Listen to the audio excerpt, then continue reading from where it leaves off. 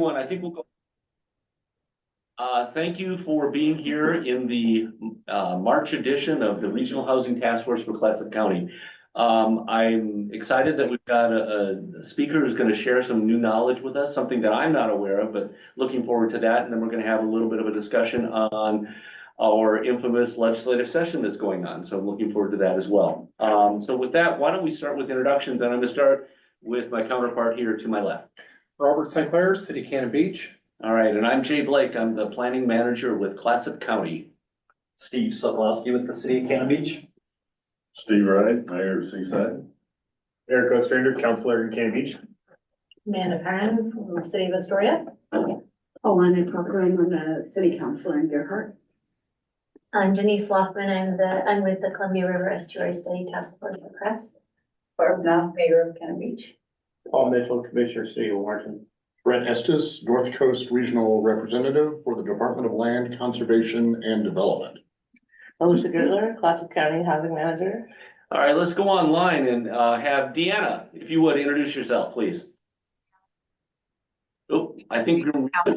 Oh, there we go. Nope, try it again. Sorry. Deanna Hammond, Cannon Beach Counselor. Thank you. Gail. Hi, Gail Henriksen, Clatsop County Community Development Director. All right. John. Hello, everybody. John Roberts, City of Astoria, and apologize for not being there in person today. You missed out on a beautiful drive, according to your staff person. I'm not sure she's coming back. She was advised to take her time for sure. Yes. Okay, great. Garrett, go ahead. Hey, I'm Garrett Phillips with Columbia River Estuary Study Task Force. And Tiffany.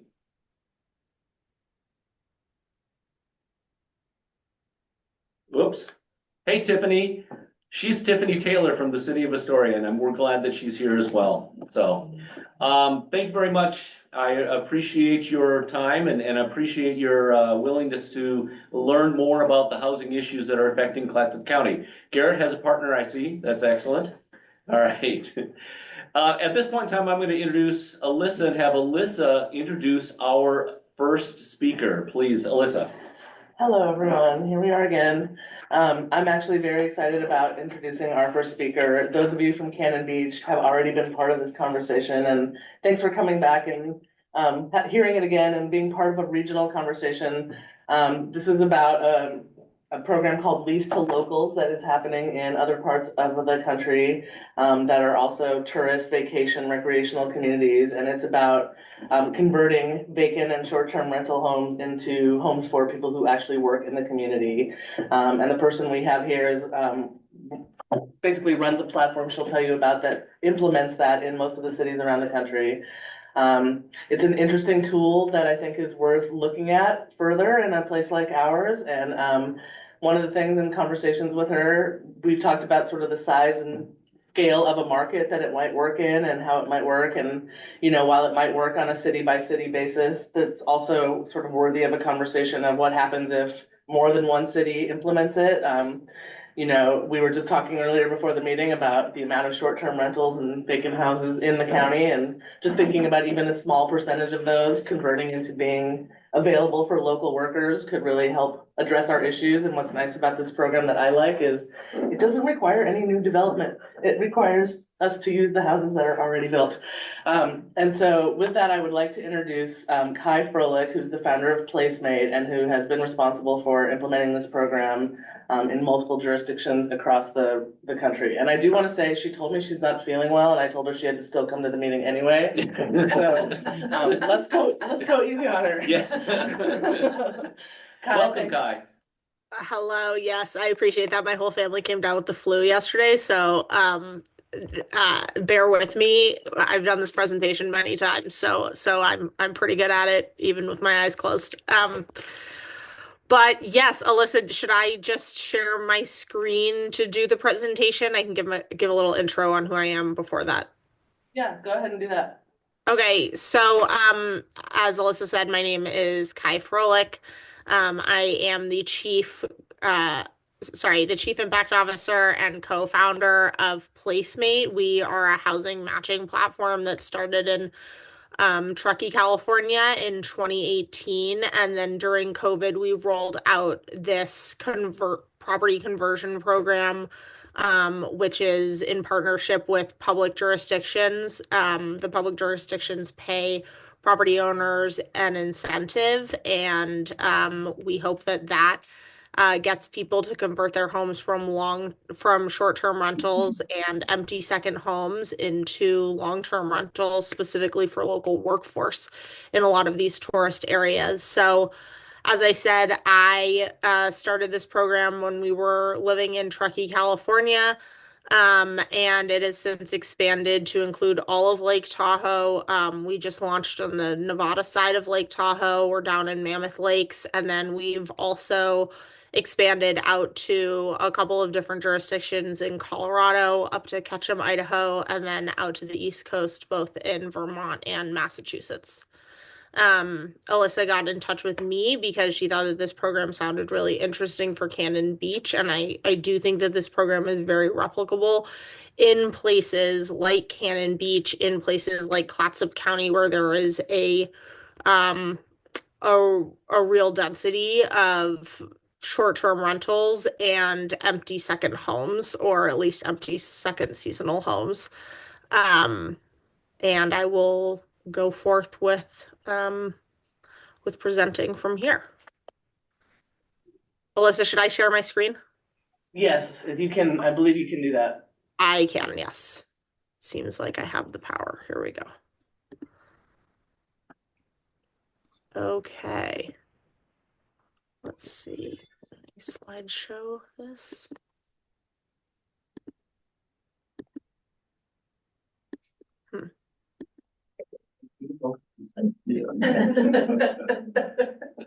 Yes, let's see you guys. Okay. For some reason, it's not letting me start this as a slideshow.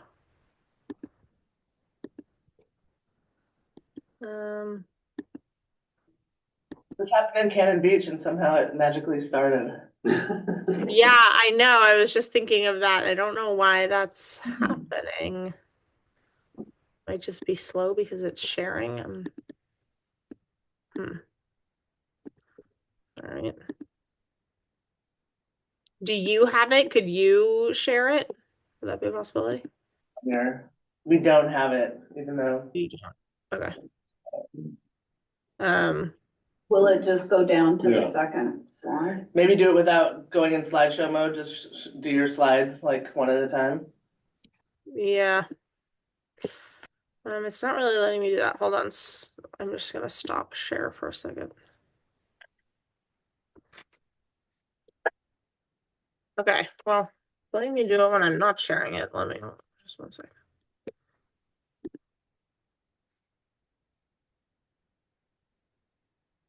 Huh, that was very interesting.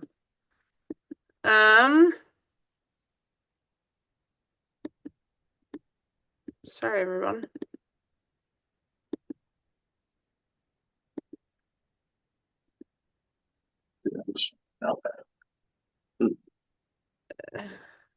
Can you put it in slideshow before you share? No, because then it makes you escape to. Yeah. Right. Okay, there we go. Can you guys see now?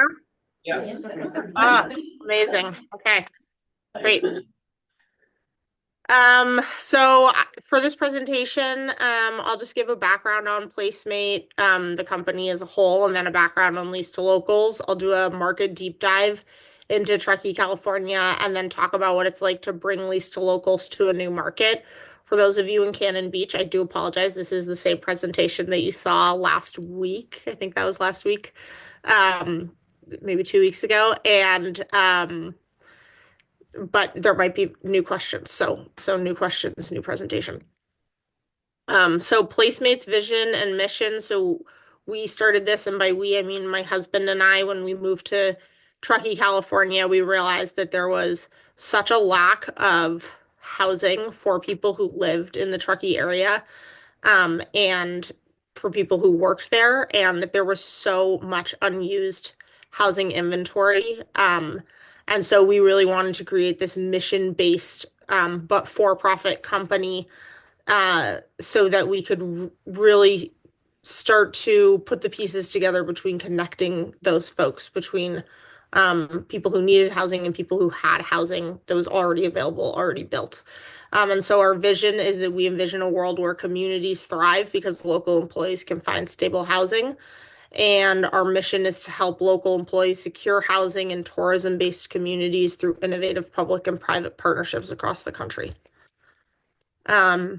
So as I said, we started Placemate as a company. What we called it at that point the Airbnb for locals housing in Truckee, California. My husband, for full disclosure, came from Airbnb when we lived in San Francisco and left when he kind of saw that it wasn't really doing a lot of good for a lot of the communities that it was working in.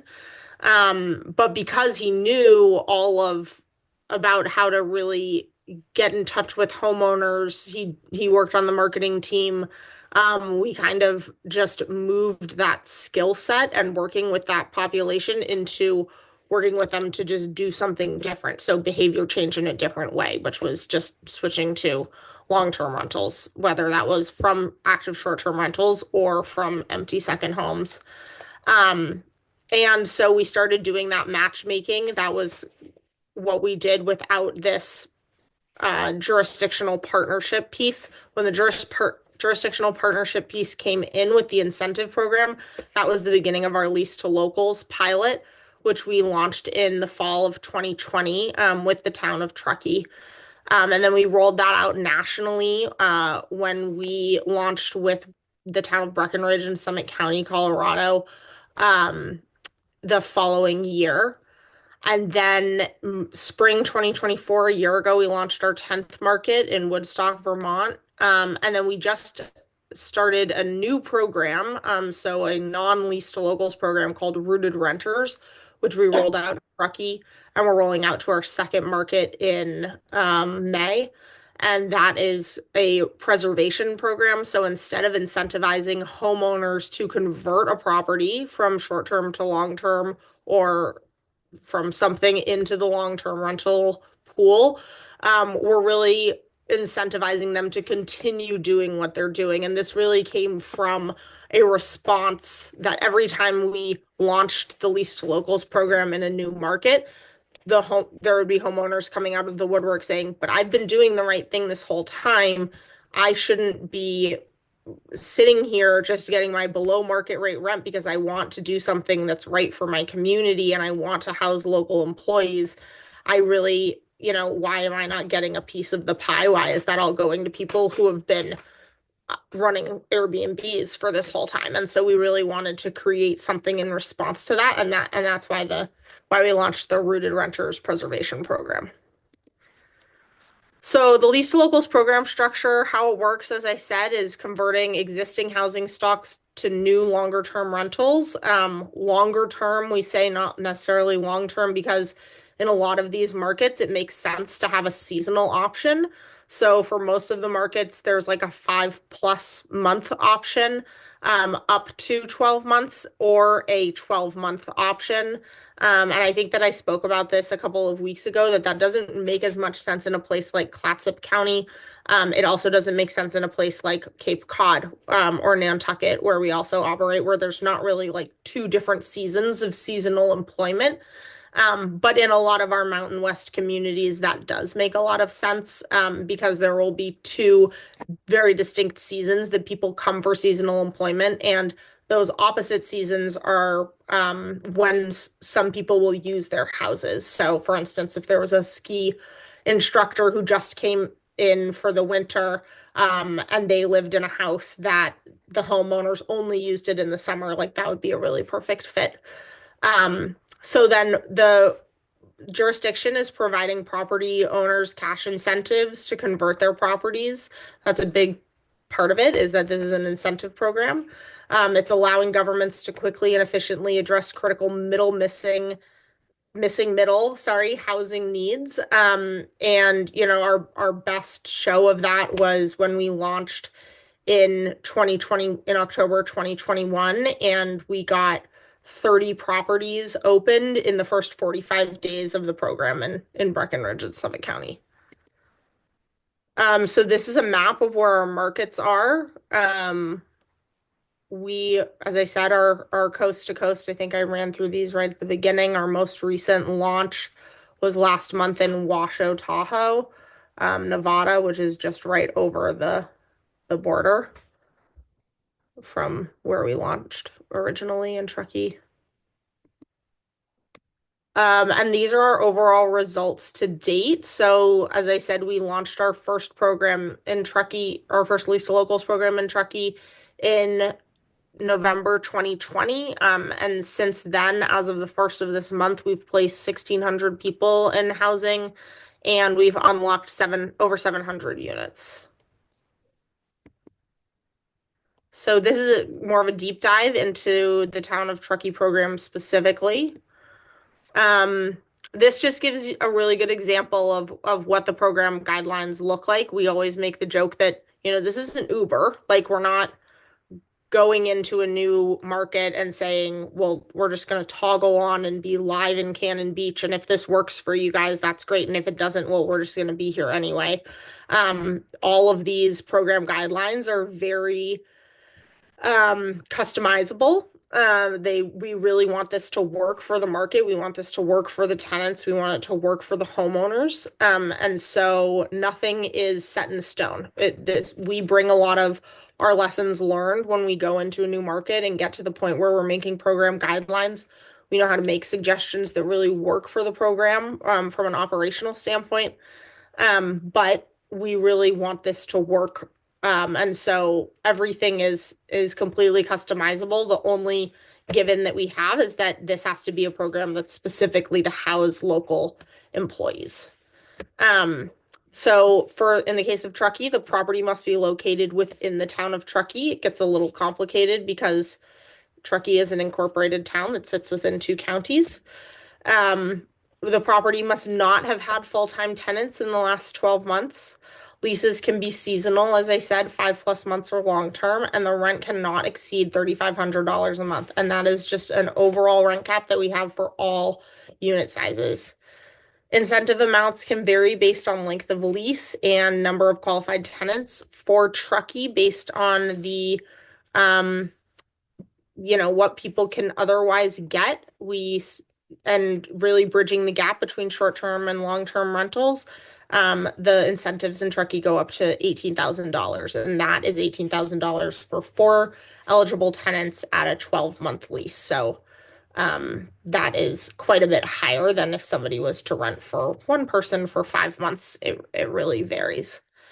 At least 50% of the household must be locally employed, and that again is totally up to the jurisdiction where they decide local is for local employment.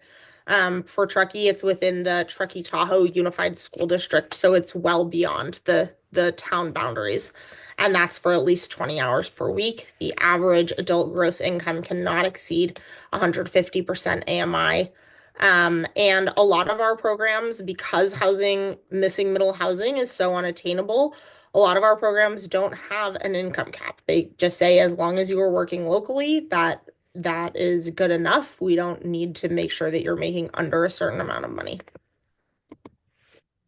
So these are the incentive amounts. As I said, it varies wildly. So if you are just one qualified tenant, is say you're a homeowner, you have an ADU, a studio ADU that you want to rent out for just the winter season, and you get one person who works on the mountain, that's going to be $2,000. If you get, say, 4 roommates who are qualified tenants, you get $18,000 if you rented them for the whole year. This is what a property owner pipeline looks like. This is specifically the property owner pipeline for Truckee. So out of over 1,000 total homeowner leads, we have many, almost 800, who are not qualified or not interested. We have about 250 who are qualified and interested. Out of those, we've had 215 of them go through the program. So 215 total properties. These are retention results. So out of those 215, today we have 51 of those properties that are still in an active lease. So they're still actively in the program, meaning 164 have graduated. They've already received both halves of their incentive. And I just say that because in the program, I think in every market, they choose to do half of the incentive paid up front at the beginning of the lease once the tenants have moved in, and then half paid at the end of the lease once we've completed surveys, homeowner and tenant surveys, and made sure that everybody is happy by the end of the program. Out of that 164, 114 have continued to rent long term, either to existing tenants or to a new tenant group that is local. And we know that because of homeowner and tenant surveys that we do, as I said, at the end of the lease. And we're really proud of the 70% retention rate. This means that 70% have continued to long-term rent without a continued incentive. And our hypothesis when we really put this program together was that people need to just dip their toes into the long-term rental pool. If they haven't been using their property themselves, then they are they likely just need to try doing long-term renting as opposed to short-term or keeping it empty. And once they try it, then they'll likely stay. And so the 70% is something we're really proud of. And I think it's about 65 to 75% across all of our markets, really, like at any given time. It's obviously a moving number. So this is the results on the tenant side. We've housed in Truckee 521 people in 4.5 years. The average rent per bedroom has been just over $1,000, and the average rent per property has been just under $2,500. We have on average, I would say the average house size is just over 2 bedrooms.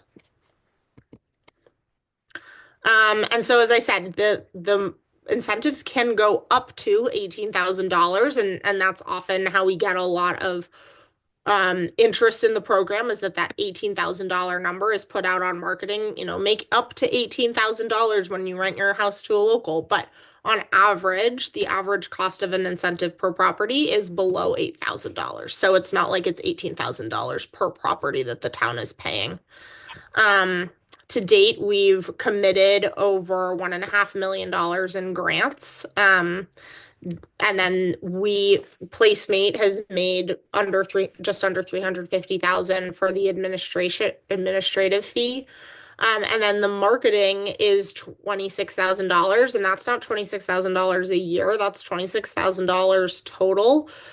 Usually we start the marketing budget in a new program at about $10,000 to $15,000, but this goes to show that once the program has a lot of success, then you can really rely on word of mouth marketing, which is really the best way that this program is marketed. We have not spent money on marketing in Truckee, I don't think, since the end of 2021.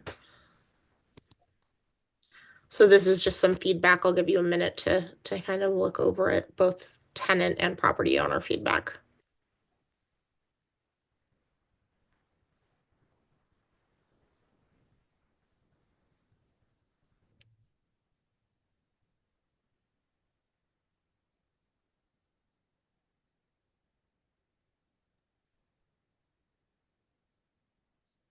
So this is the part of the presentation that's about bringing lease to locals to a new market, which is obviously pertinent to this group. What needs to be in place to launch? So a public jurisdiction or nonprofit partner on the ground. Out of the now 12 markets that we've launched, we have done it with a public jurisdictional partner every time, except for in one case we launched with a nonprofit on the island of Nantucket. They really wanted to see it get off the ground, and they didn't really want to wait for the bureaucracy of this to go through with a public jurisdictional partner. After the first year, They did help us move it over to the public side. And so I think that that was a really great success story for all parties involved. They got a lot of kudos for getting it off the ground, the nonprofit did. And then Nantucket has been able to take it and run with it. Um, and we are still partnered with the town. We're now partnered with Housing Nantucket, which is kind of an arm of their affordable housing trust. Um, so the other thing we need is funds in place for the first year of the program, ideally the first 2 years. And this is not to say that you have to commit up front to 2 years, but just for budget purposes, it's good for people to have in their minds that they'll likely be paying for this for at least 2 years to start. The political will from the community and or elected officials. We've definitely been in talks with people in places where either the community members or the elected officials really wanted the program, and then the other side didn't, and so it wasn't really able to go through. And then the other thing that I will say that what needs to be in place to launch that's not on this slide is that there does need to be um, enough housing for this to really take off. There is such thing as a market that is too small. I will say that for full transparency, Woodstock, Vermont, was not a great market for us. They had 700 housing units, and they wanted to try the program anyway. And I think that there have actually been other Vermont towns that have contacted us to try to do a lease to locals program, and we're now in talks with a couple of them and saying you guys have to start this program collectively. So there is definitely something to be said for the value of doing this in partnership with neighboring towns, which is why I'm excited that you guys have this Clatsop County Housing Task Force that seems to be collaborative. I will say that just as another anecdote, in Ketchum, they started the program in Ketchum, Idaho, and then in order for there to be more success in the program after the initial launch, they decided to open up the boundaries for properties to also be based in Sun Valley on the one side of Ketchum, and then a few months later for it to be open on the other side of Ketchum in Haley, Idaho, and that has just made for a better program overall. So we also need program definitions. When we launch a program, as I said, this is all very customizable. We are very nimble. We can work with anyone and be quite creative. But defining types of eligible units, is that going to be existing STRs, allowing for secondary dwellings or ADUs, allowing for empty homes, for rooms? One big question that's just come up recently is how how much do we want to, uh, or I guess not how much, but do we want to be allowing multifamily units? Most of our programs will say, no, we don't want to allow multifamily units because those were never built to be short-term rentals. We want, those should have already been long-term rentals. And so we don't want really to be incentivizing somebody who really should have been using this that way in the first place. The other thing about multifamily homes with many units is that a lot of our markets don't want to be giving too much of the incentive budget to one property owner, which is understandable. Determining the incentive structure and the lease length. So is there going to be a seasonal option? And is the year-round option going to be 12 months? There have been certain instances where towns have said, we want there to be a year-round option, but we don't want there to be leases that end between November 1st and March 31st. So in some cases, those leases, if they start, say, December 1st, those would have to go for, 15 months. And then what are those incentive amounts? And as I said, we work with the partner on really figuring all of these program guidelines out. And then defining workforce and who you want to serve by requiring local employment. And then is there going to be an income cap? Is there going to be a rent cap? What is the boundary in which people have to be working locally? So an example of a target property owner, or property owner program definitions, year-round resident with an accessory dwelling unit or a secondary dwelling currently short-term renting, or maybe it's a secondary dwelling that has not been used. Maybe it's been sitting in trust because it's kind of between generational usage. We see this a lot with short-term rentals, especially in the Mountain West, but then we were surprised to also be seeing that similar cycle of a second home when we started launching on East Coast kind of coastal markets as well. And I would be interested to hear if that's similar in Clatsop County. Potentially expanding to a second homeowner or a homeowner with secondary dwelling with a secondary dwelling or ADU that stays empty. So a lot of times people will build an ADU and say, oh, well, this is for my parent when they get older, and the parent is still not older and doesn't want to move in. And so then they just have this extra space, or they built it and they had a nanny who lived there, and then the nanny no longer lives there. And so then it's just staying empty. And then empty rooms. Empty rooms has always been allowed in all of our programs. I would say that across all 12 markets, it's come out to a little less than 10% is empty rooms as compared to whole units. And then the incentive structure. So what I talked about before, 12 months or greater, or a seasonal lease of 5 to up to 12 months. The incentive should be generous enough to be bridging the gap between short-term and long-term rents. And so the way that we do that is we'll look through the short-term rental data and figure out what on average people are making for their short-term rental units. And then figuring out what is the target population for the tenants for using this program, and what is the rent that we want them to be paying, like what, or what AMI are we targeting, and then bridging the gap, meaning looking at the delta between those two numbers.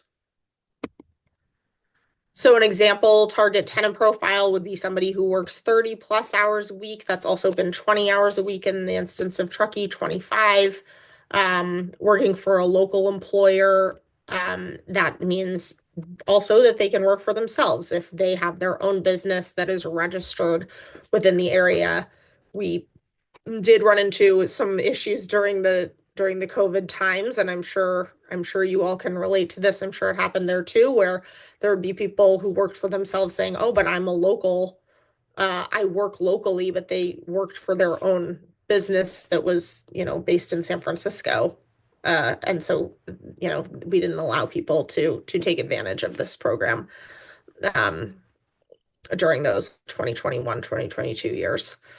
Middle income. So this is not a low income project. The income cap has gone up to 150%. It's actually gone up to 200% recently, or there hasn't been an income cap.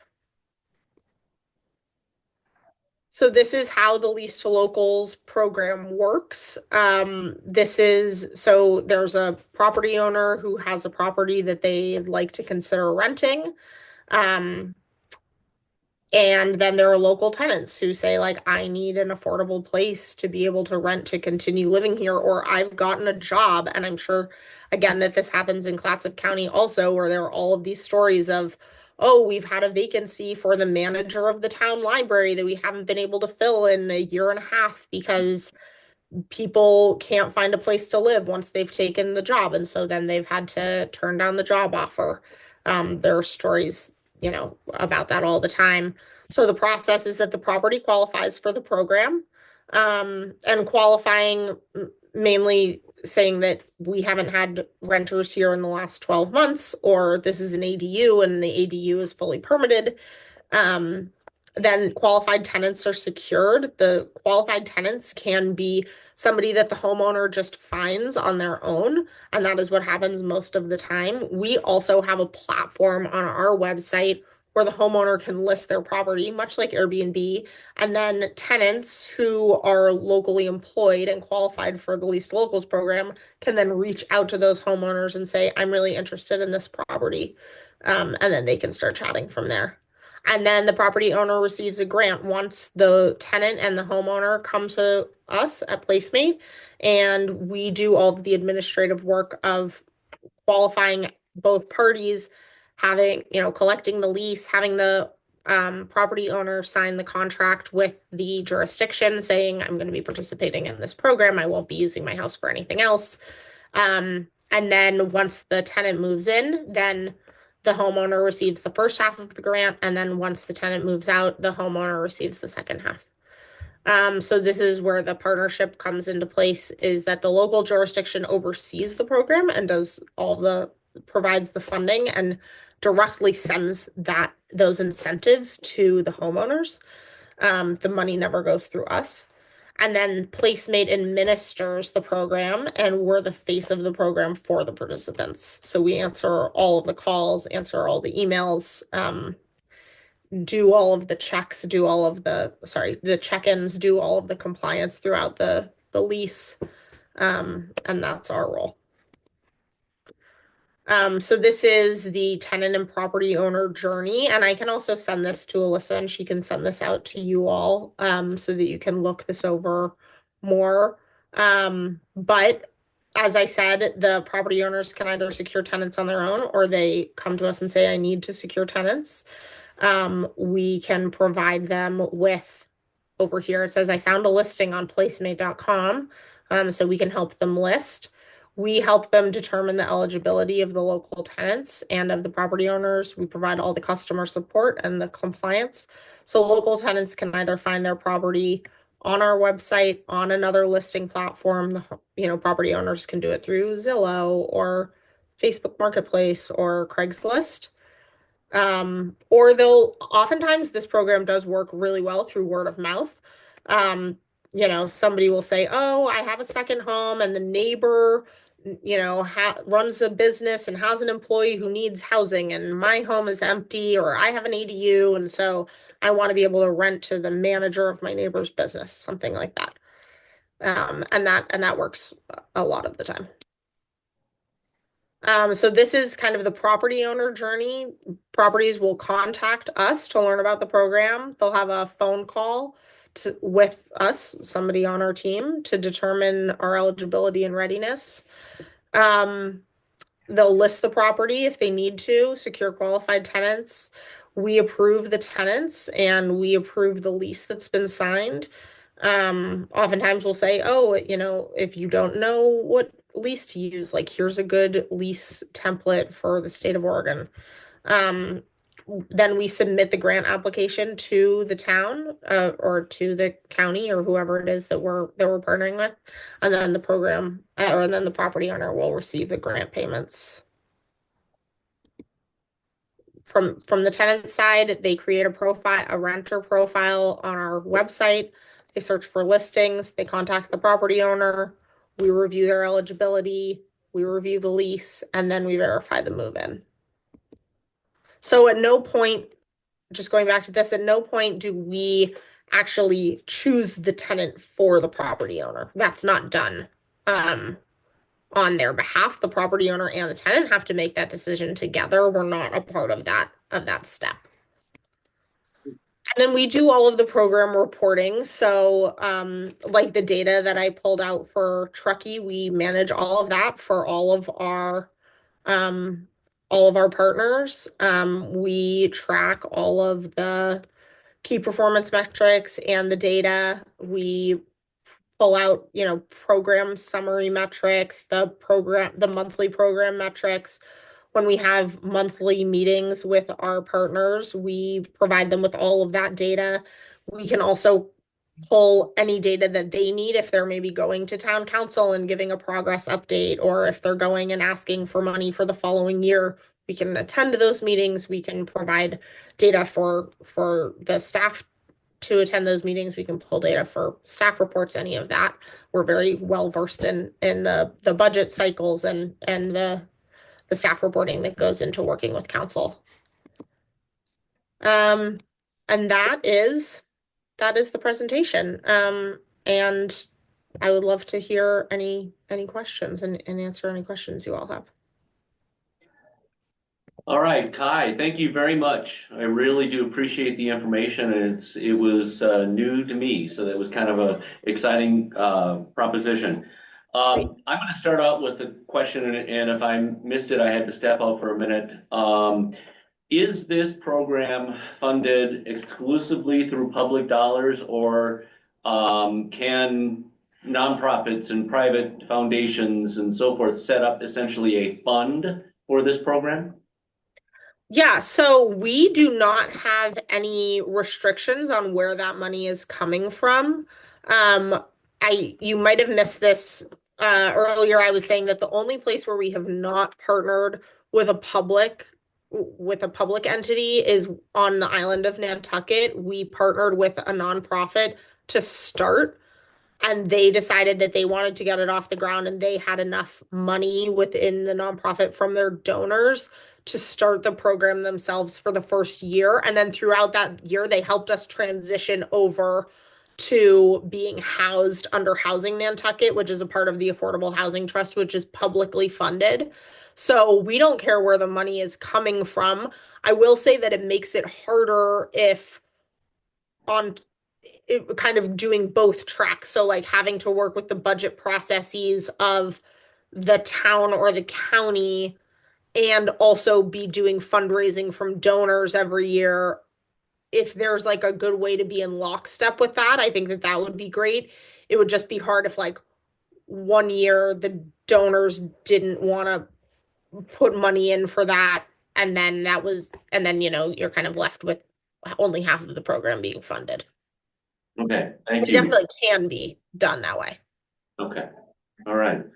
Any questions from anyone here? Can you Paul stop from, sharing your screen? yeah. Paul from the city of Warrenton, go ahead.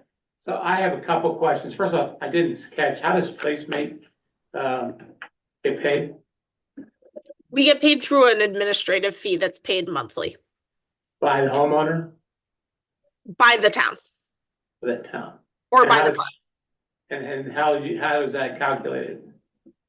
Well, it's calculated based on the number of housing units that is the goal. So we have like a monthly fee that we have for towns or partners that have a goal of up to 10 housing units, and then kind of the next level is 20 to 30 housing units, and then the next level after that is like 40 or more. Is there a range? You can tell me. Yeah, so like for up to 10 housing units a year, that's a $37.50 per month that goes to us in an administrative fee. For kind of our bread and butter size partners, that's 20 to 30 properties a year, and that's about $7,500. And then above that, the only people who are paying above that are Nantucket and Truckee. They do about 40 to 45 properties a year. They pay $10,000 a month. And then a couple follow-up questions on administration. So in the state, are you considered a property management? No, we're not property management. So you don't have anything to do with the property. You're just the administrator between the city and the landlord to get them. Yes.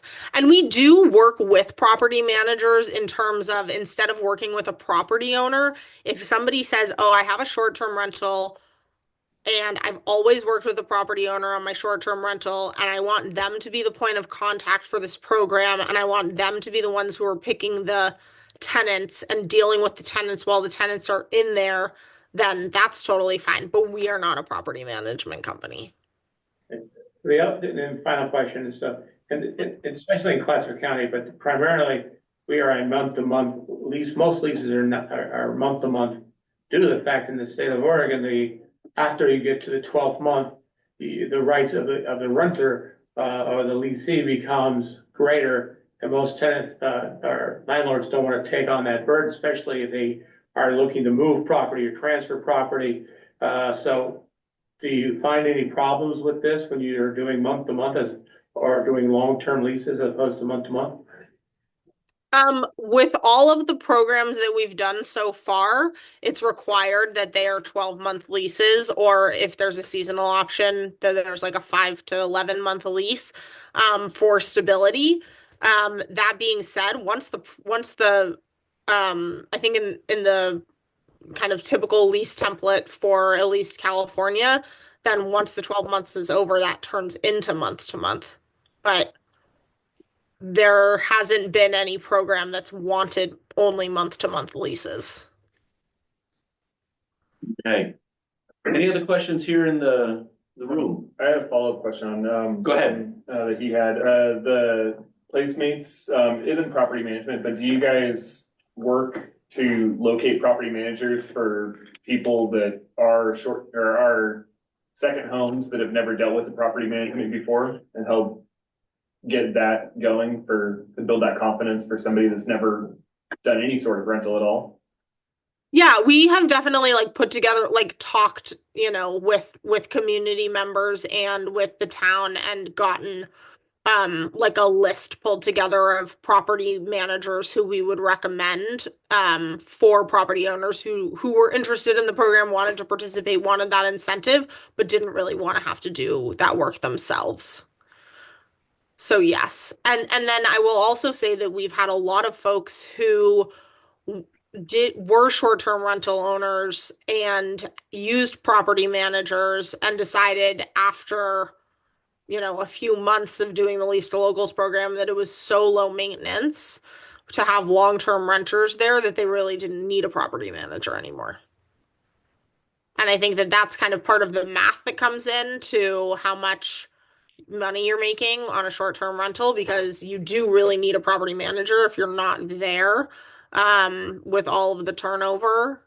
And just because, if you don't if you're only having people in there short term, they're not really treating it like their house. There's just a lot more that could get broken that needs repairs, and the wear and tear is a lot more.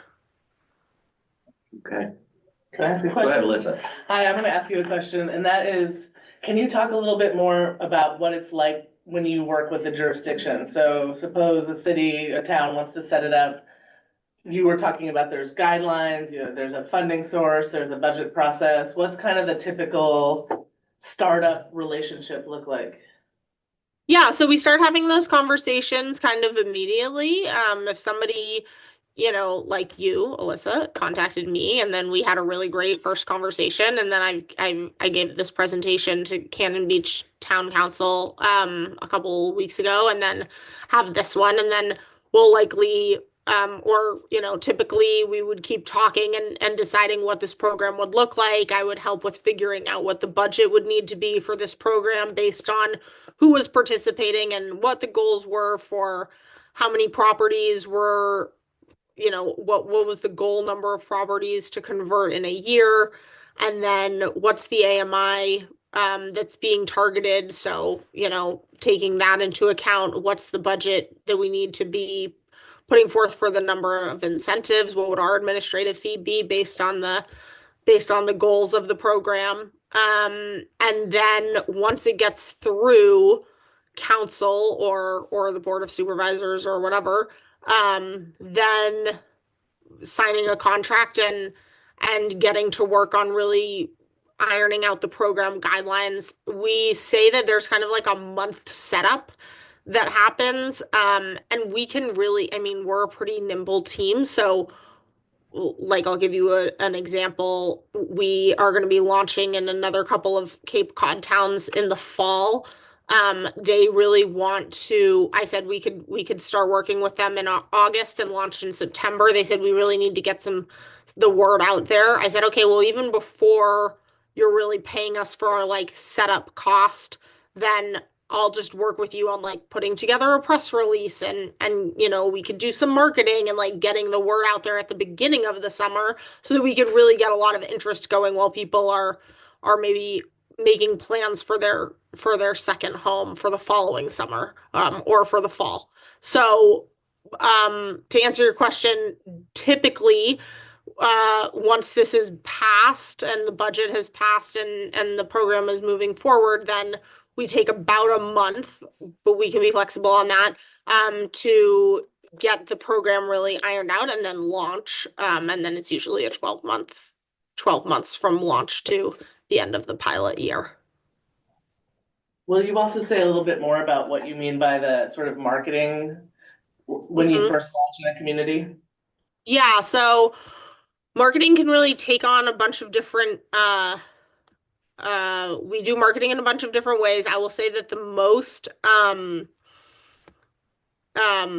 way that we've gotten the most homeowners to be interested in the program is through postcard sends. So we'll send postcards to people's tax paying addresses. And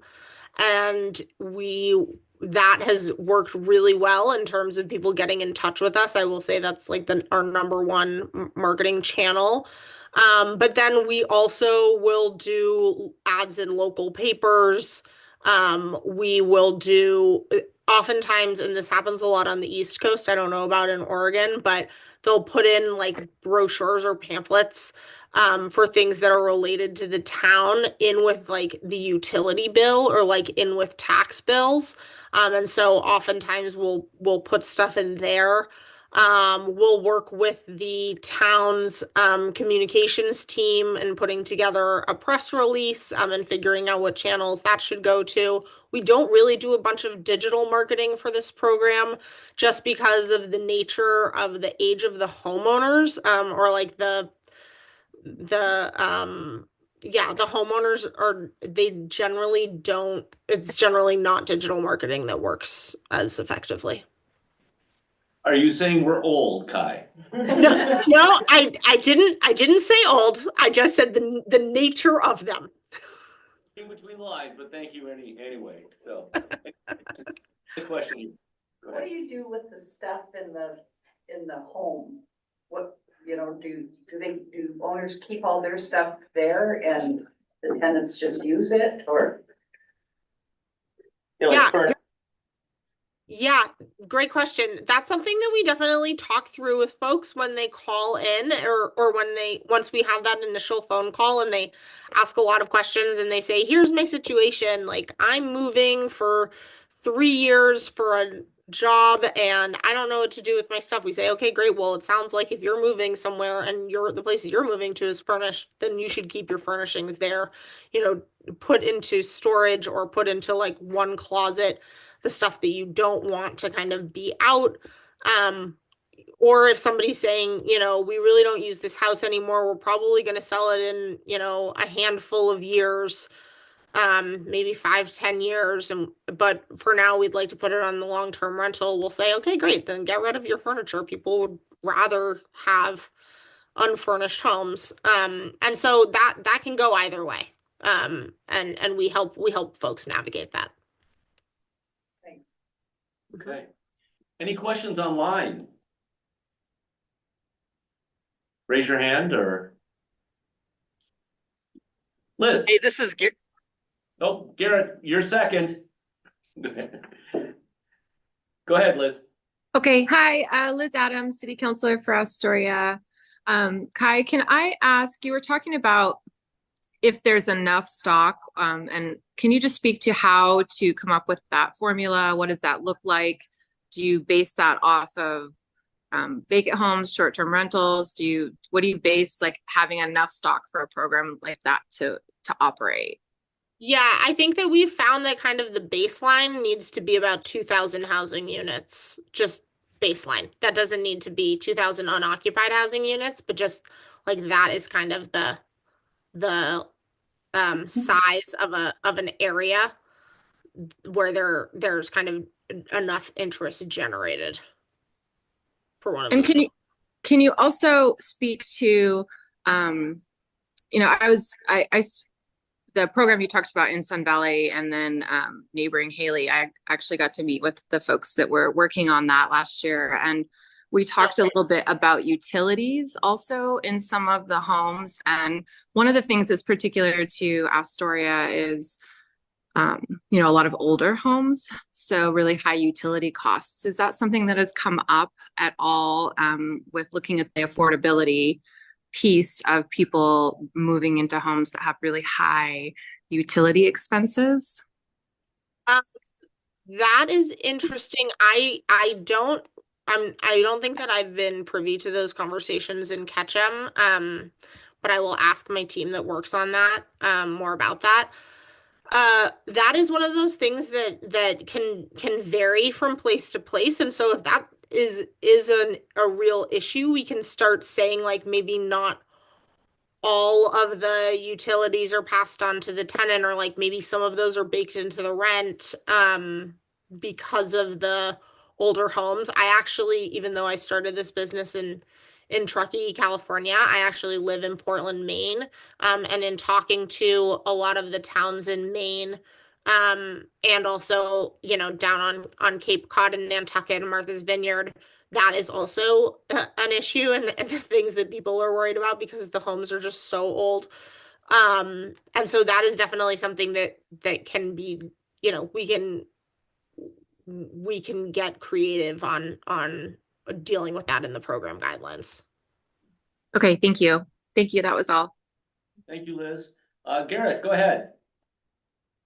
Hey, so we heard you talk a little bit about a couple of success factors like market size. We just talked about that again, and like funding stability.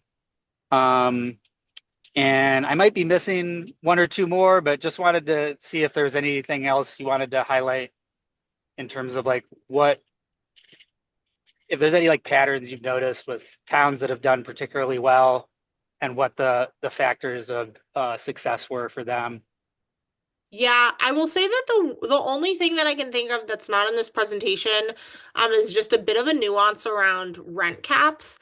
And I think that we have found, and I've dug into the data on this for all of our programs, that we've found that when homeowners can determine their own rent underneath an umbrella rent cap, so just an overall rent cap, we've found that there's higher retention, for folks to continue renting long term without an additional or without a continuing incentive. And that is as opposed to, some programs have chosen to do per unit rent caps. So like you can't rent a studio or one bedroom for more than 1,500, or you can't rent a three bedroom for more than 3,600. And we found that homeowners have really, instead of thinking of that as a cap, they've thought of that as that is just like what you should be renting your house for.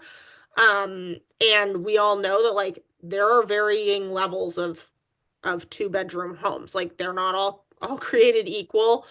And they should have different rents.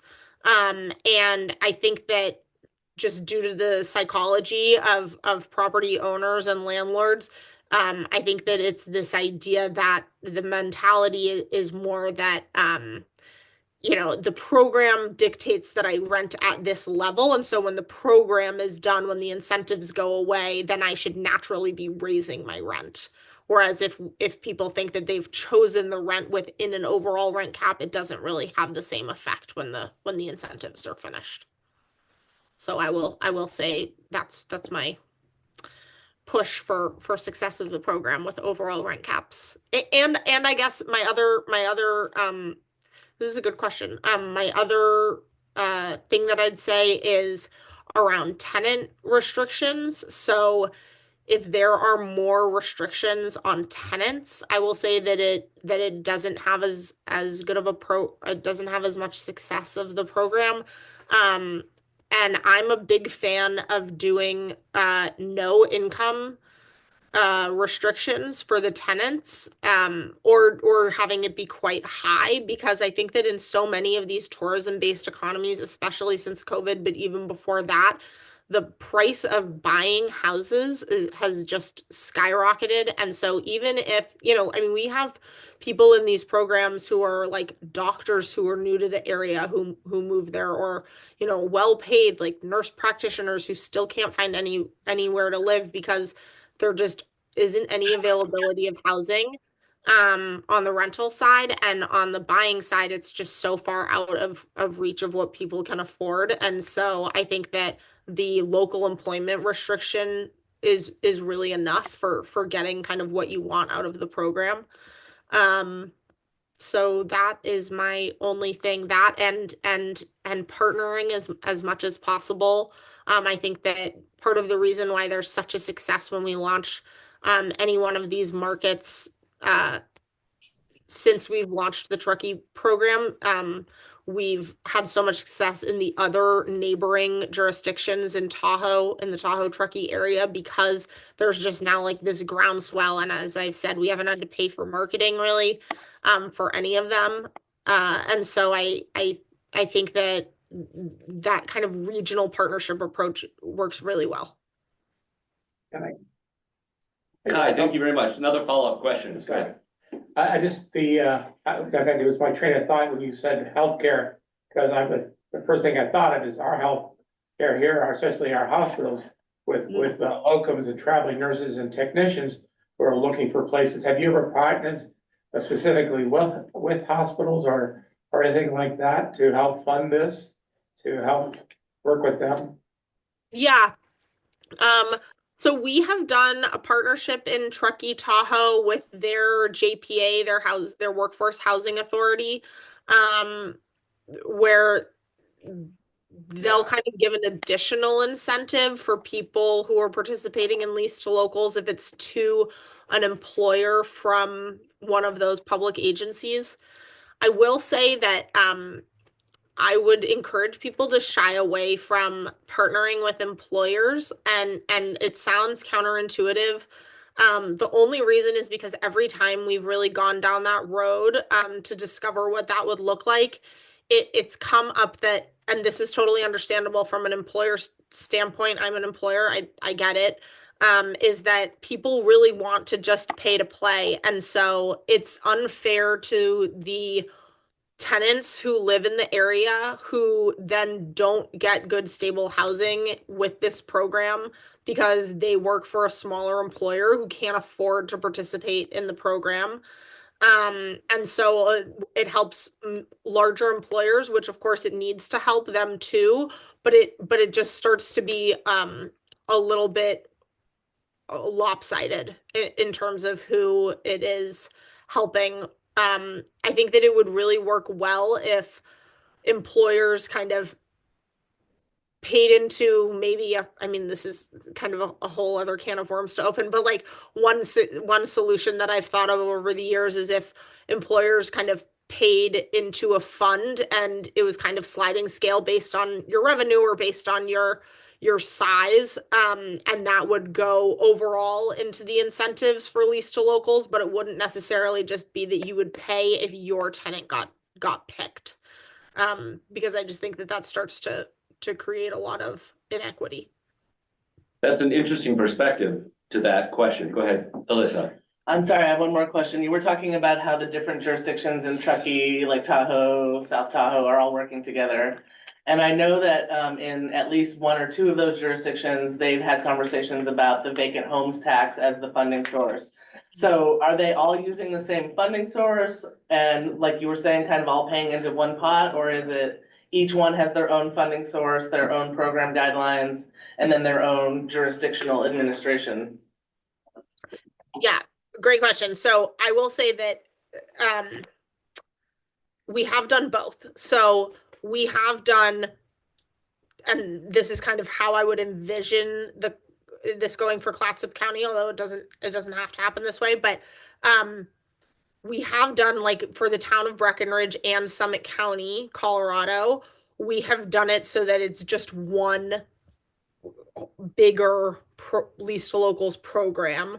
They pay collectively. The houses can be either within the incorporated town of Breckenridge or could be an unincorporated Summit County. And they have the same program guidelines. They split our administrative fee, and then they just pay for the incentive depending on where the house is located, if it's located within incorporated Breckenridge or it's located in Summit County. So that's one way to do it. We're also about to launch a program in the town of Orleans and Eastham on Cape Cod, and those are neighboring towns, and they're doing it that way as well, which is just completely the same program guidelines, the same contract. They're splitting our fee. The fee goes down per jurisdiction, if they do it that way, which is really nice. But then there's also this kind of regional approach, which is that the town of Truckee started this. They have their own pool of funding. They're on their own kind of cycle of the program. They've been doing it now for 4 years. The city of South Lake Tahoe, totally separate. Eastern Placer County, which is like North Lake Tahoe on the California side, totally separate. And then Washoe County, Nevada, on the Nevada North Tahoe side is also completely separate. But I will say that because there's this regional there's kind of this regional groundswell, that is what helps make the program really successful. So it can be both. And Alyssa, I can send you, or I don't know if I've already sent this to you. I might have sent you a list of different funding sources for all of our different programs that we've had and where that money has come from. And oftentimes it started with this pool of funding and then it's moved over to this pool for more sustainability of the program. Yeah, and I can send that your way, and you're free to share that. It's all public information. All right, any other questions from on the board or in the house? I think I have one. Mayor of Seaside. Mayor of Seaside. We have more short-term rentals, probably the rest of the county put together. I don't know. And people can earn a lot of money for renting 6 days out of a month compared to a long-term rental. Is that the case in many of your places? How do you convince those, number one, the short-term rentals to go to long-term? And then how successful are you with people that just have a second home and are saving it? They don't need the short-term rental. They have enough money or whatever. How do you convince them to join? Because then they can't visit their home anymore. Yeah, I think that it really depends on like where they are in their life cycle of the second home. So I know that in a lot of places, and I used to just think this was maybe a ski town thing, but then when we moved and expanded our program, we've learned that this is kind of typical for second homes in general, where, somebody will buy the second home, they'll go there every weekend, and then life will get busy, kids will get older, they'll stop going as often, and then there will be whole seasons that they don't go, and then there might be whole years that they don't go. It really depends on like where they are in that cycle in terms of getting them to convert. Oftentimes, as I said too, they like decide to put it in trust, kind of in between generational uses, which we've seen a lot. And then so I think that the incentive is really what helps convince them to maybe try something else, to just try doing long-term renting. And then once they do the long-term renting, many more than half of them decide to continue doing long-term renting even without the incentive. So that's with the empty homes. Also, a lot of times what people will do is they'll say, oh, well, I don't want to rent out my whole home, but maybe I have an ADU or I have like an extra space that has its own entrance, that like I've been using either for my own usage or as a short-term rental. So that goes into short-term renting. With the short-term rentals, like on Nantucket, you can make just so much money on short-term rentals, and in places like Breckenridge, Colorado, Truckee, California. I mean, like the amount of money that you can make on a short-term renting is quite a lot. I will say that the Lease to Locals program is not like the be-all and end-all housing solution for every property and for every town. It is like one tool in the tool shed. Not And these are tourism-based economies. Like we need to have places that people can go and rent. And there are some houses that are specifically going to be used for short-term renting, and they are never going to be used for locals housing, and that is totally fine. This is not for everyone. It's more the places that are like in the residential neighborhood. Their neighbors that are there long term, and those are the ones that we're really trying to get. We're not trying to get like the mega mansions, that are like built into the hillside. Like that's not what this program is for. But that being said, we are able to get folks that have had very high grossing properties be able to convert because the number of the incentive, like the highest number for the incentive that one can get, does seem pretty appealing, especially when you consider the math of taking out the fee that's paid to Airbnb, the TOT that you have to pay, the like the property management or like the cleaning that goes into it, and then just also the wear and tear on the property and the headache of having to manage all of the bookings and deal with all of the communication. I think that that is a big part of it, of why people choose to continue long term once they try switching from short term to long term. Thank you very much. Councilor Adams, you get the last word. Thank you so much. I just had one more question. And you may not be able to speak to it, Kai, but I'm just curious if you have any information about, I mean, I know you're talking about really high tourist communities with the short-term rentals, but could you speak to knowing if some of the communities that you've worked in have had caps on short-term rentals? I know that's kind of related, but not at the same time. I'm just curious if you've seen a lot of stock that could have been short-term rentals, but due to having caps in cities, lease to locals becomes even more of an attractive option. That's a really great question. And actually, I should have mentioned that when I think it was Garrett Phillips that asked what goes into success of the program.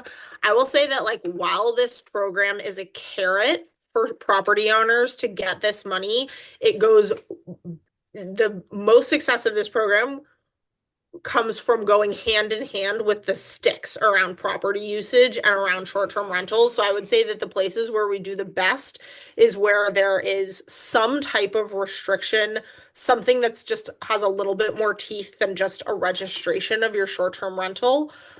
It works really well if it's kind of rolled out in tandem with either a lottery or a cap on number of short-term rentals or just additional restrictions. Like I know that in some part of Tahoe, right when we were launching, they added the restriction that like someone needs to be available who is within 30 miles of the property kind of at all times when you have guests there in case there's an issue. We launched in one place where there was a moratorium on short-term rentals, and that was during COVID. And so, yeah, I think that this actually works quite well when there are additional sticks as a juxtaposition to the carrot that we offer. Okay, thank you so much, guys. I appreciate it. That was all. Kai, thank you very much. And Yeah. anything else? No, I just want to say thank you for doing this again, and we'll talk amongst ourselves and look forward to following up with you. Okay, great. Thanks for having me. Have a good afternoon, everyone. I hope you feel better. Thank you. Bye. Okay. Thank you very much. We're going to make a little bit of a transition here and start getting policy wonky. And Alyssa is going to lead us in a little bit of a introduction to some of the legislative activities that are happening outside of DLCD. Then we also have someone from DLCD who's going to talk a little bit about some of the program work there. Go ahead, Alyssa. People often ask if we'll give a legislative update at these meetings, and I know a lot of you are actually following the legislature one way or another through your LOC or your own work, and so I don't want to be redundant, and I would love for any of you guys to chime in on the legislative stuff that you think is relevant and important to share. I asked Brett if he could have someone from DLCD talk about the specific stuff that is happening at DLCD around housing, which is great. There's middle housing, there's some good HAPO stuff, I think. And so I'm not going to speak to that, but a lot of you might be following some of the affordable housing, homelessness, shelter stuff. So I just wanted to go over that and just make sure everybody's aware of what's out there. And if, again, those of you, like I know Mayor Wright, you're super involved in LSC. I know others of you are involved in your own groups. So I'm just going to speak to what I know, but you guys can please jump in if I'm wrong or overlooking something. But I'm particularly following the Oregon Housing and Community Services side of it, right? So DLCD's got their, planning, development, and work, which is great. OHCS is where I follow the money. That's where they fund affordable housing and do a bunch of affordable housing programs.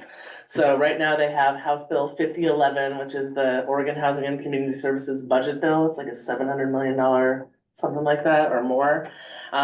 It has the money to continue the homeless shelter and rehousing work that we're doing as a county right now. So that's $217 million statewide.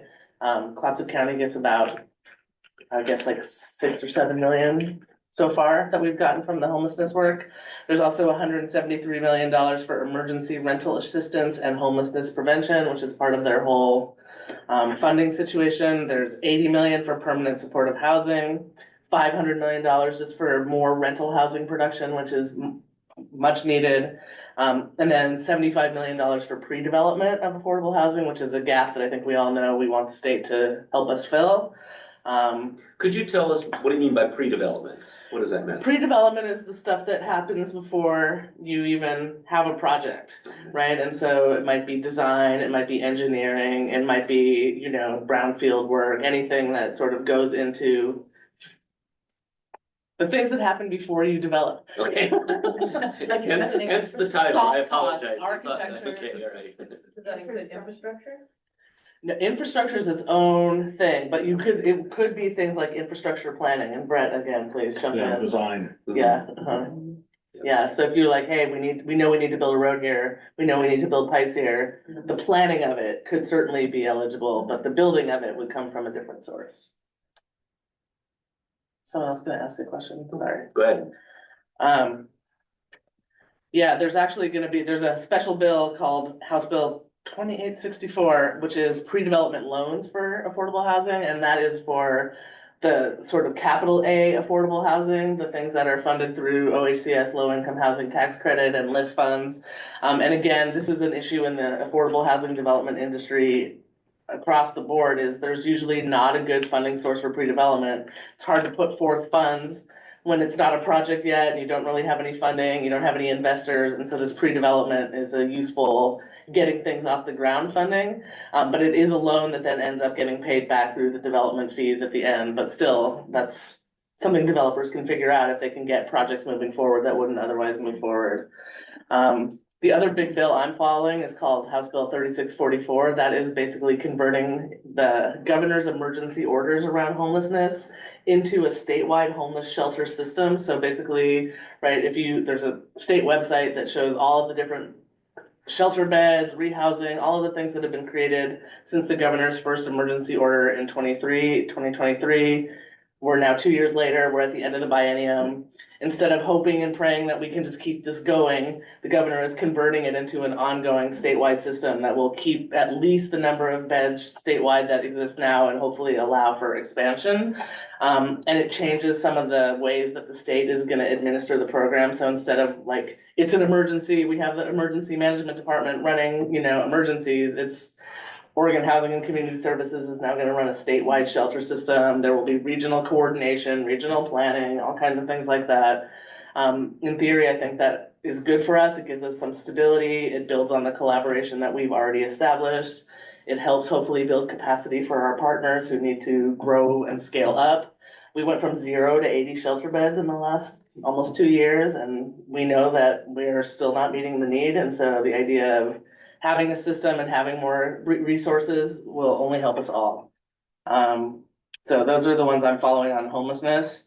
One of the things I wanted to mention is there is a Senate bill focusing specifically on vacant homes tax. It's Senate Bill 1095, authorizes cities and counties to collect fees on vacant non-commercial residences. Right now, we at Clatsop County like it, but we want to amend it because they want it to only be to vacancy fees for new construction. And if you think about what we just talked here, we would want to use it not necessarily for new construction, but preservation and use of existing housing. So we're proposing an amendment. But if you guys in LFC are on that, it's Senate Bill 1095. I think LFC is in support of it. I don't know. Haven't heard of it. Let's see. As far as infrastructure, there is a big bill. It is House Bill 3031. That is basically authorizing a whole bunch of new lottery-backed bonds for specific housing infrastructure, and that's coming out of Representative Marsh and her committee on housing and infrastructure.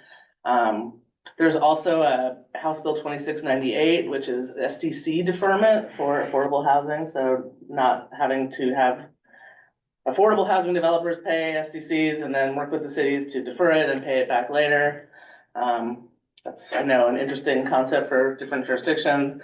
Then there's a couple of bills around factory build housing and modular housing, which I think is something we've been looking at in the county to address our workforce shortage. So House Bill 3145 basically allows Oregon Housing and Community Services to use their funding programs such as the LIFT and Oregon Housing Tax Credit for factory built housing and not just new construction, which again, I think is useful for us. Let's see, is there anything else that you guys care about? There's a bill that is House Bill 3236, which is basically taking Oregon Housing Community Services home ownership programs and lowering the threshold for home ownership to 8% AMI instead of 100 or 120% AMI, which again unlocks home ownership for more folks. I'm kind of stalling because I think Brett's person's coming in 9 minutes. Anything else that people are interested in or want to know about or are following? Last week was the week when any bill that didn't have a hearing or wasn't going forward went away. And so there's way less bills now, and that's a blessing for probably all of us. I don't know if there's any other. Looks like the unoccupied, Oh, yeah. unoccupied housing tax, is there any jurisdiction that has it in place now, or? Not that I know in Oregon, there are some around the country, and I think one of the issues with this is trying to make it so that there are fewer legal challenges to local jurisdictions who might want to pursue this, because it's been legally challenged in just about every city that it's been tried in the United States. Okay. Oh, yeah, Gail. We have a question up front. Gail, if you would. Yeah, I'm wondering, Alyssa, could you just talk about the Home Starts Land program? Why don't you, Gail? I know you have. Well, no, I mean, it is the governor's initiative, so I think it's something that's probably worth sharing. I think you actually do know more about it than I do. So do you actually want to say it? I also don't remember the bill number. 26 something. 2316, I think. And this is basically the program where the governor and the state departments have identified state-owned properties that they want to make available for housing. So there is a public map, and I know Alyssa's got the link to it, so she can share that with everyone. But if you look at a lot of the land that's in Clatsop County, a lot of it's resource land. And so it's zoned for farm and forest, which traditionally we have told people, no, you can't do what you think you want to do with it, which includes just coming in and building a single family home. And so it's interesting, and it basically waives for these state-owned properties any requirement to comply with any of the state statutes, statewide planning goals, the local jurisdiction's comprehensive plan, or a local jurisdiction zoning code. There is an option that if a jurisdiction wants to create some development standards for these home start lands, you can do so, but you have to complete the process within 100 days, which is, incredibly fast by the time you think about everything that goes into adopting an ordinance. And so it's just interesting. There seem to be, from my opinion, a lot of things that haven't been thought through. For example, if we're going to start having to tell people, either as elected officials or as staff people, well, you, Mr. Private Property Owner, I'm sorry, you can't build a home on your forest land. Oh, but your neighbor who bought some state land or obtained some state land through Home Starts land, they can go ahead and do that. Oh, yeah, and they can run a whole sewer system out there, but don't think that you're going to get a sewer system. And there's no looking at water capacity, impact on roads, traffic, the roads that are going to have to be built. How is it be complying with the governor's objectives for climate friendly, development, and all the new rules that have been passed by some of the larger jurisdictions. So it's interesting to take a look at it. I believe it's House Bill 2316, and Alyssa can send you the link to the map or send it to Garrett so he can send it out. But as Alyssa was just alluding to, we're having one of the DLCD legislative analysts joining us here momentarily. And by the way, I emailed her saying we're ready if Excellent. if you're able to join. And so maybe that's something just, I don't know if that's something that Aurora can speak to, but maybe just to be able to, pose those questions, maybe good to be able to do. So. Yeah, I mean, if you look at the testimony on the bill so far, that literally every land use and planning advocate in the state is in opposition to the bill. And Gail is maybe more articulate than some of them about why. This is an interesting way for the governor to go about implementing the recommendations that were about utilizing excess state land for housing production. I worked on that on the Housing Production Advisory Committee. That was really focused on redevelopment of urbanized properties, not properties that are on resource land to Gail's point. And so I think everything Gail said is absolutely accurate and would surprise me if this bill made it forward in its current form. But I do think I would love to hear from DLCD in terms of what they think. But it's worth noting. And there is a map that this Department of Administrative Services has put out, basically a GIS map of every piece of property that is owned by the state. And the idea is ultimately that some of that land can be developed. So any state agency that owns property? Pretty much. Yes. Yes. So like all of Oregon State Forests? Yep. Any ODFW Yep. property? Holy, oh my God. Well, and so that's the feedback that we've been giving to the governor's office is you have applied no criteria, you've applied no evaluation to properties that are developable or non-developable. You've literally applied no Oregon State land use filter to the land. And so to Gail's point, it's not very well thought out. Right now, it's a really interesting map of where the state of Oregon owns land. And Jay and I have looked at, there are some interesting pieces of property that, if you look hard enough, you can find a piece of ODOT land near a highway that might be good, or other things that might fit. I have this fantasy of redeveloping every DMV in the state of Oregon with housing on top, which is what they did in California, and so it can be done. But it is clear that more work needs to be done on looking at which state land and property might be suitable for housing development. That has been done so far. I think the issue is the criteria, and I think that's to Gail's point too, is there probably are excess parcels in certain locations, but without having a really solid set of criteria, it seems like it's going nowhere, so. Like the land that's south of us about a mile here belongs to ODOT. Yeah. It's in the special flood hazard. Oh, yeah, there's some of those that I think need to be thought through a little more carefully, definitely. Yeah. I don't think you need criteria when you're just waiving every single land use regulation for these properties. So you don't need criteria at that point. Point well taken, yeah. Right, is it land? Is it land or is it water? Yeah. So, yeah. That's a good point. Yeah. I do think, again, the concept of excess land, the county has looked at that, examined its parcels to determine what are potentially higher priority lands that could be developed and lands that shouldn't be. And that same sort of, analysis might be needed here. They're vacant for a reason. Well, yeah. Well, and what we did is actually apply a filter to figure out which is high suitability, which is low suitability, and then which ones did I think Gail would waive all the land use regulations on. And what did you find? 3 properties. How many? Probably like 25, and one of them is, currently in the pipeline to have 70 housing units on it by a year or 2 from now in I mean, Seaside. that's always a good one for like the political people always come to staff and say, hey, we got all this excess land and things like that. And there's always reasons behind why we have it. Well, right, but what's interesting in working with the governor on her committee is there is a bunch of land that is considered excess and surplus by the state. A lot of it is not just owned by the state, but leased. So think about empty office buildings and parking lots that are not being utilized the way they were before the pandemic that could easily be converted. They're already in an urban growth boundary. They already have infrastructure. We're not talking about new land use services. Yeah. And so again, there's, you start with the center of the circle before you start at the edge of the circle.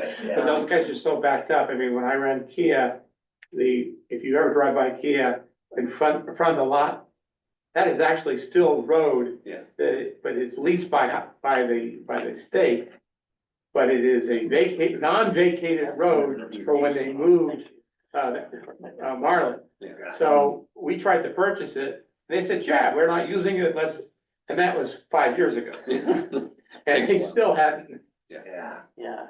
And I think part of what the governor is trying to do is just say to her state agencies, hey, ODOT, hey, Business Oregon, whoever might be, that housing is my number one priority. And so I want you as a state agency to look at your land, not where you need to put your gravel for ODOT, but where we might be able to put housing. And, there are case studies around the state that have come up or in terms of places that could be developed should a state agency decide that they don't need to put their gravel there. And if you can't tell where my mind is at.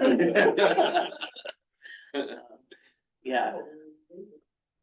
Is she here? Do we have our guest? Yeah, she said she's about to go on. Okay. And that was at 3:00, and she said 1 to 2 more minutes, so. Perfect. So here's the scoop.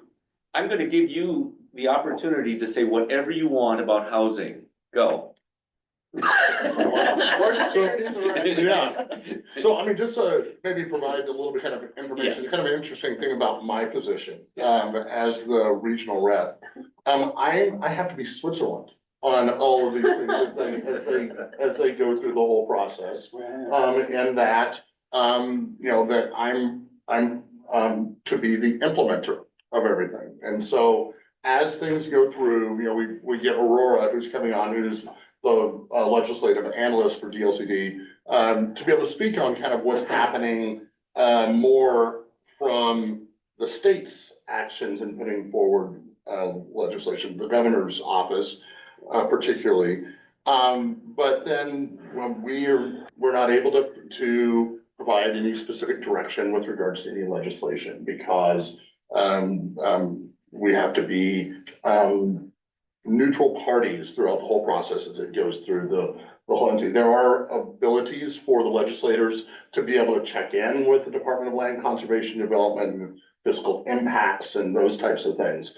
But we as staff are outside of that whole specific process. And so that's the reason why we have folks like Aurora who will be able to help at least on this front. So. But your agency also has to submit a budget and has to submit a request that then turns into some of these legislative ideas. And so it kind of comes up from the bottom. Right. But then it looks like we've been joined. Yes, Aurora's looks like joining right now. Introduce. Yeah, wait for sure. She can get her technology going. I see Aurora's gone off mute. Very good. There we are. Yeah, sorry. Hi, everyone. My computer's been really slow and I had back-to-back meetings, so I'm sorry that I'm a couple minutes late here. Thanks for waiting for me. No problem. Aurora, I'm going to let you introduce yourself. I've kind of talked a little bit about kind of the role that you do and kind of the differences in terms of staff like me, not getting in the weeds with regards to specific legislation and kind of teed up kind of what you're going to be talking about. I will note that Gail Hendrickson, who's the Community Development Director for Clatsop County, was just bringing up some questions with regards to some legislation that's coming from the governor's bill, and she may have some questions or comments along the way. So just kind of giving you that heads up, kind of going into this, and I'll let you introduce yourself and then talk a little bit. I will note that Alyssa Gertler from Clatsop County did provide some legislative updates out of bills that she is tracking kind of outside of the work that's coming out of the governor's office or work that DLCD is specifically doing. Okay, fantastic. Yeah, thanks so much for teeing that up. So yeah, my name's Aurora Jetto. I'm the Legislative and Policy Analyst here at DLCD, and I focus primarily on housing and urbanization issues around land use. So like Brett, I think mentioned, we have an agency bill, House Bill 2347 that I can touch on. And then also we've been working with the governor's office on House Bill 2138 to provide technical input on that. And that is a bill to expand middle housing throughout the state. So kind of a follow-up to House Bill 2001 from 2019, or the original middle housing bill. And then I can also kind of run down my list briefly of some other key legislation that we're tracking, if that's helpful. But maybe I'll dive into the agency bill and the governor's bill, and I know there's some questions about that first. So House Bill 2347 is our agency bill. It's a collection of technical fixes to recent housing production legislation. So I think probably the most boring bill that's gone across their desks this session. But it's primarily focused on the Oregon Housing Needs Analysis Program.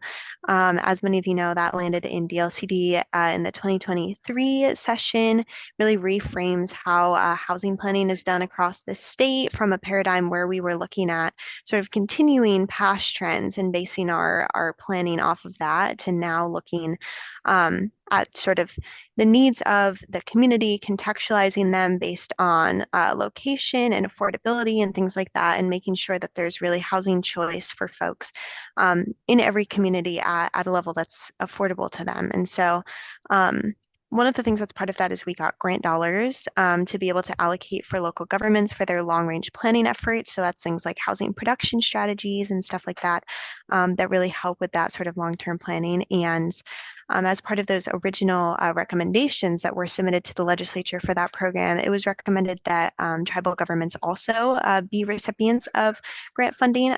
They are, of course, not subject to the requirements of our housing planning program, but they do housing planning as well. And given the historic harms that have been done to those communities and the difficulty that they have with resources today, we wanted to make sure that our program was able to allocate funding to them as well for their long-range housing planning efforts. So that's a change that this bill makes. The original statute had just said local governments, which prohibits us from allocating that to tribal governments. And then another key thing that we're doing in that statute is changing the language that's in statute around different types of housing. And so currently it says single family or multifamily to describe different structures. And we're proposing to change that to single unit and multi-unit. And that's because, you know, the family language at this point isn't necessarily representative of folks' experiences in housing. People can be living on their own or with friends or multi-generations of family. And so this is really just a lot more neutral in terms of how we're describing the actual units of housing. And so that's another key change that's included in that bill.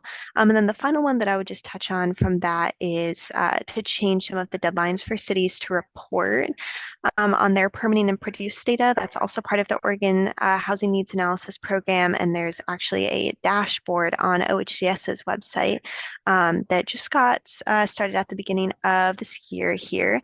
And it shows sort of all of the permitting produced data by cities. And so we're just changing the deadline for that because they also submit data to PSU, who does our data collecting for population forecasting as well. And so we wanted to make sure that that was easier for cities to kind of be able to answer these forms all in one go rather than to have sort of multiple processes throughout the year. So those are kind of the high level parts of our bill.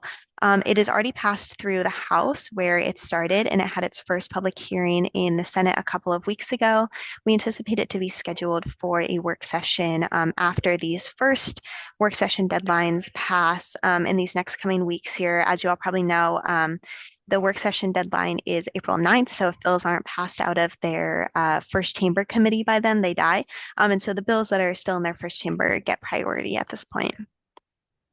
So that's where we are with our agency bill. And then with the governor's middle housing bill, we have been involved in conversations with interested parties about that since the summer of this year. It's come together in a collection of recommended policy changes around middle housing from a variety of folks from local governments, housing, environmental advocates, and so forth.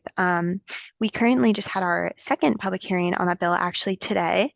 And we've made a few key changes based on feedback. But so that bill has a few key policy goals. One of them is to legalize more units where middle housing is allowed across the state. And so currently, CC&Rs, so like private contracts that govern different property rights, those are proactively prohibited from restricting middle housing. And so when the middle housing bill was originally passed, you couldn't sort of sign one in the future saying you can't build middle housing on this lot. But there are currently still restrictive ones from before that bill was passed. And so one thing that the bill does is retroactively makes those unenforceable in order to expand the amount of lots that it's allowed on.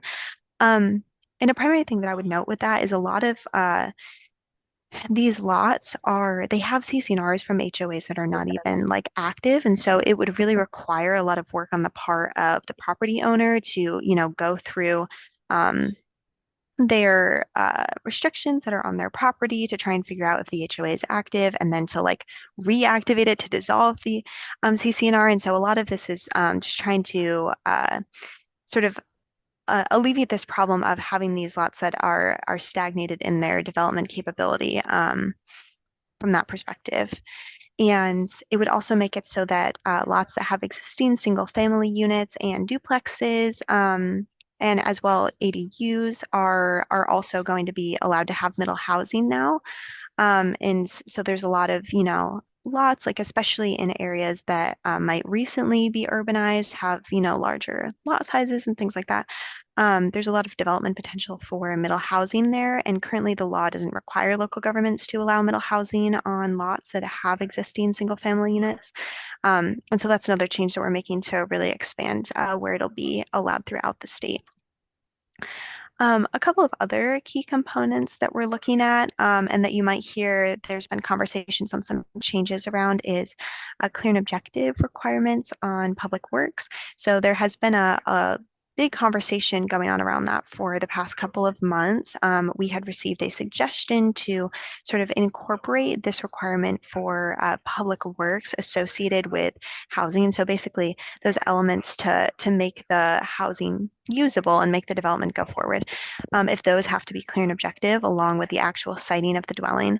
And what we found is that a lot of jurisdictions sort of do that differently. Some jurisdictions already interpret the law that way, whereas some jurisdictions said, no, like this is really difficult for us to get engineering standards to be clear and objective. And so we landed on sort of a compromise way forward of having the local government give clear and objective direction at denial of an application for public works. So instead of the local government just saying, no, you can't move forward with this, they would be able to give some clear direction to the applicant of how they could remediate the public works deficiency and hopefully just make the process a little bit easier for the developer to move forward and have that be less of a roadblock, but also not expect the city to do all of that upfront work in terms of making the codes clear and objective. And then just a couple of other things. We talk about traffic impact analyses in that, and that's also been a big one that's been negotiated over the past couple of months. So looking to prohibit traffic impact analyses in exactions, specifically where it's like infill and redevelopment lots. So if it's a really just one lot, a small development, so we're capping it at 12 units and saying it can't be a recent subdivision of any less than 5 years, then there wouldn't be a traffic impact analysis or exaction applied to that development. And so that's to really ensure that, when you have smaller developments like that and stuff, they're not sort of bearing the brunt of really large infrastructure costs that might end up prohibiting that development from moving forward because of the tight margins on projects like that. So that's another one that we've heard a lot of feedback about, especially from the cities, and we've really been working to get to a place that would make them more comfortable with that, while also ensuring that we're able to really move forward with helping those smaller infill projects pencil out. And so the final thing that I would mention about that bill, though there's a lot of components, so I could talk about it for a while, but I don't want to monopolize the time with that, is just that DLCD will be directed to do some rulemaking out of that bill, specifically around siting and design standards for middle housing. We currently have rules on that, but we'll be sort of revisiting that and seeing, what's worked, what are siting design standards that might still be prohibitive towards middle housing, and And also called out is manufactured middle housing. So some of you might know HUD has actually recently released a letter this fall to where they're going to be updating their manufactured housing codes around middle housing types now. And so we really want to make sure that there's not citing design standards, things like roof pitch and stuff like that, that can be really prohibitive to housing types like that are often a lot more affordable to both develop and then for sale or for rent for the folks that reside in them, and really make sure that those have a path forward. And so we'll have a couple of different rulemaking directives to that end, as well as developing a model system development charge code. That will be totally optional for local governments to implement, but really just to have a resource out there for a system development charge code that is able to sort of not disincentivize developments like middle housing and multi-unit. Sometimes when it's sort of on this unit by unit basis or things like that, it can be really prohibitive for those types of projects to pencil out. And so our department would be looking at ways that we might be able to provide a tool for cities to use a different structure to still ensure that they're getting the sort of necessary revenue that we know comes out of those charges, but also make sure there's sort of an even playing field for middle housing like there is for single family developments or single units, as they'll be called if our bill passes. So yeah, that's kind of the overview I would give for those two bills. I know, Brett, you had mentioned folks might have questions about those at the beginning, so I don't know if that would be a good place to stop for right now and see if there's questions. Yeah, maybe there's some questions. I think Gail's question maybe on a separate matter, but maybe general questions about what's been highlighted, and maybe Gail, if you want to kind of raise the item that you were talking about before Aurora was able to join. Yeah, so Aurora, the discussion we were having before you were able to join the meeting was centered on the governor's home starts lands, and I think it's House Bill 2316. And are you able to maybe give a better explanation about how that is supposed to work and how that, if it's waiving any requirement to comply with any land use planning goal, any county comprehensive plan or city comprehensive plan, any zoning code, how does that work within the statewide land use planning system that we all know and love and cherish? And how is that going to work with our elected officials and our planning staffs? So for example, the map that's been released has a lot of land in Clatsop County, but it's all farm and forest land. But obviously it's exempted from goal 3 and goal 4 because that's what the bill says. How do we work with our elected officials and our private property owners who, we've been telling for decades, you can't just build a house on your farm and forest land because it's not allowed, but yet we have the governor offering up state lands for that very same thing. Can you talk about that, please? Yeah, Gail, thanks for the question. So that also had a public hearing today, actually, and I will just talk about this from a process perspective for a second, because there is a -2 amendment out, and that clarifies a few of these components. And then there's also going to be a -3 that will add some additional parameters around that. And we've provided some feedback for the -3 amendment as well to help address some of those things. So in the -2 amendment, it does specify that the lands have to be within the urban growth boundary, which should get to a lot of that concern about the farm and forest lands, because most of those would end up being outside of the urban growth boundary. So if a state-owned land is outside of the urban growth boundary, it would not qualify now, as the bill is going to be amended to be part of those lands. And then moving into the -3 amendment, we have recommended some changes, and I can't speak to actually how the bill will end up being amended. That's, of course, the decision of the representative and the governor's office as they move forward in conversations, but to not totally, notwithstand all of the land use laws and everything. And my understanding is that the way that this is supposed to work is really that either the state will identify, we have X, Y, and Z lands within the city's urban growth boundary that's not really being utilized for any other important state purpose. We think this would be great for housing. talked to the city. There's been an urban services provision as well added to the -2, so it would have to, meet all of these criteria to make sure that it's served with urban services, and then work with the city to determine what sort of housing would make sense for that. So it's of course a minimum density of middle housing being allowed there, consistent with the middle housing statute and everything. But my understanding is that it will be moving forward in the direction of, still having goal protections and things like that that would apply. And then additionally, a city could sort of elevate lands within their jurisdiction that they think would be good, and then they can work with OHCS to get those lands designated as Homestart lands and be eligible as sort of part of this program. So that's my understanding of how it's going to move forward based on the -2 and the conversations that have been had around the -3 amendment. Does that help clarify a little bit? Yeah, I'll go through and read the Mhm. amendments, but thank you. I appreciate that. Totally. Okay. Yeah, any and other- that's one. Go ahead, go ahead, Oh, Aurora. sorry. I was just going to add on that one as well.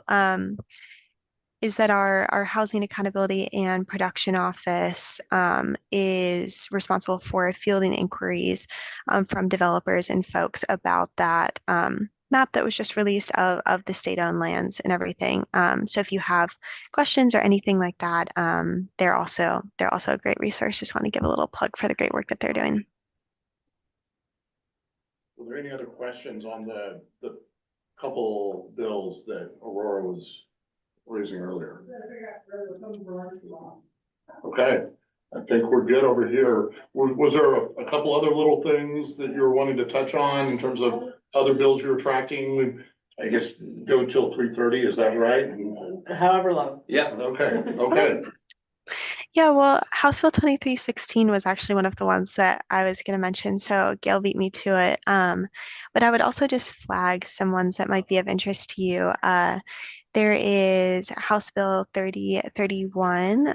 That is the infrastructure bill for housing, and so that is one that's super exciting. The governor's office has been working on that, and as well, our department has called out as sort of a consulting party for Business Oregon as they're doing their rulemaking on that.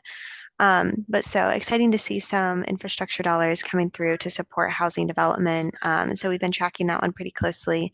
It is passed out of committee now and is down at Ways and Means to have the funding conversation. So of course we'll see how that moves forward, but optimistic that we'll hopefully get some infrastructure dollars. I know that we hear from jurisdictions a lot that that's a huge barrier. And so the department's excited to see that move forward and to work in partnership with Business Oregon on that.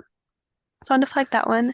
And then there's Senate Bill 48 as well, which you all might have been tracking a little bit. That is some technical fixes to Senate Bill 1537 from last session. So that's one that we have been engaged on as well.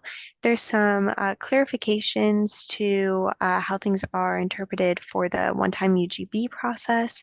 And then as well, there are some clarifications to the middle income revolving loan program, which I am not as equipped to speak about.